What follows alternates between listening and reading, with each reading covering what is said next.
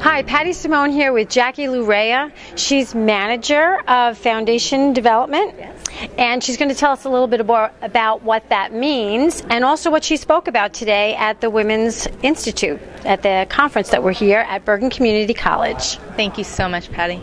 The main focus of my talk today was to spread the word on the importance of organ and tissue donation, because there are 5,000 people in the state of New Jersey who are waiting for life-saving organs. And it's truly a personal message for me, because my mom, who I lost in a very tragic car accident nearly 3 years ago, was an organ and tissue donor. And I have gotten the privilege and honor of getting to know her recipients, her 2 kidney recipients, who are alive and well. And we travel the state of New Jersey to spread the word on New Jersey Sharing Network, which is to really create awareness and elevate the education for the community of the importance of organ and tissue donation. So first of all, condolences. I know how hard that is to lose a parent, but then to think about that you're doing good as a result of a tragedy, and that you're really impacting someone else's life and the life of all of their family members, who obviously are so tied into what's happening with them when they're waiting. We just met a gentleman recently, actually, who was waiting for a heart. So it just brings that to mind. And you think, on the one hand, well, it means that someone else has to undergo a tragedy, but we all know, obviously, that happens every day. There's things happen. And how do you handle that? Because this is such an emotional, everything about it is emotional. It tears at you one way or the other. How do you get people to say, yeah, this is the right thing to do to help someone else? Because as an individual who has suffered such a great loss, and walking and living through that loss, but seeing the light at the end of that very dark tunnel, and that light is the life of other people and the people who love them, and knowing that my mom's life and legacy continues in these other individuals gives me such great comfort. And I know that from starting the Donor Family Council at the New Jersey Sharing Network, we deal with a lot of donor families who express the same thing that I do, in seeing the legacy and the lives of their loved ones being carried through with other individuals who are so sick, and many of them at death's door, that our loved ones are the ones who impacted their lives and now have allowed them to get married and see their grandkids grow up and go to their kids' weddings and things. It's just the emotional support and healing that offers to us in our time of loss is just indescribable. So how do people find out more about what you're doing, but in the broader context? We have a global community. Not only do we have people from all over the United States that are going to be watching this and finding out about this, is there a national entity, and then is there also sort of like a global community that works towards more understanding about how valuable this opportunity can be?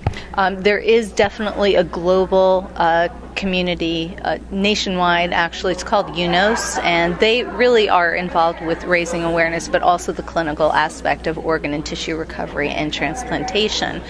Each individual they call it an organ procurement organization, which is what the New Jersey Sharing Network is. We each have our own geographic area that's unique to us, and we're federally designated.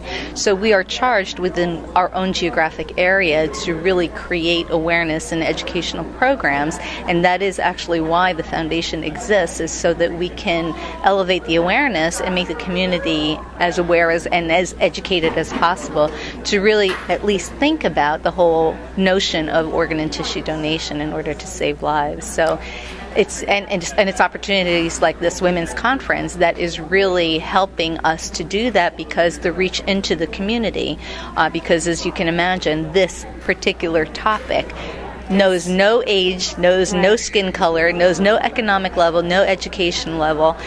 So anyone that we can speak to, we go out and we speak to them. Well, we'll certainly try and help spread the word on our end about the value of this. And I hadn't thought about the healing aspect of it that you mentioned. And I can see that it could be, for people both ways. But certainly that there's a great deal of positive coming out of something that's a tragedy. Absolutely, absolutely. It really is. There is nothing that to me is more healing than seeing my mom, and I could just visualize her kidney in these women, and just accepting the fact that without my mom, I don't know where they would be. So she really is continuing to live in them, and it's just the most comforting thing. So where can people find out more about your organization online? We have a very comprehensive website that deals with outreach and education processes, ways to volunteer, all different kinds of programs that serve within the central to northern New Jersey area.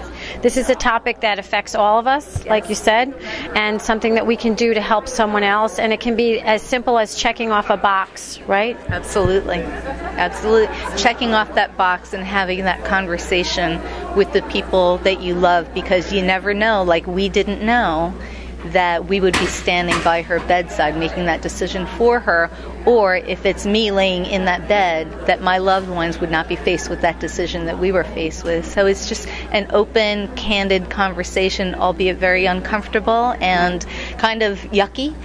It is something that you just never see coming, but you realize when you're in the midst of it that it is a critically important conversation for you to have with your loved ones. Okay, great. Well, thanks again. We appreciate it. Thank you.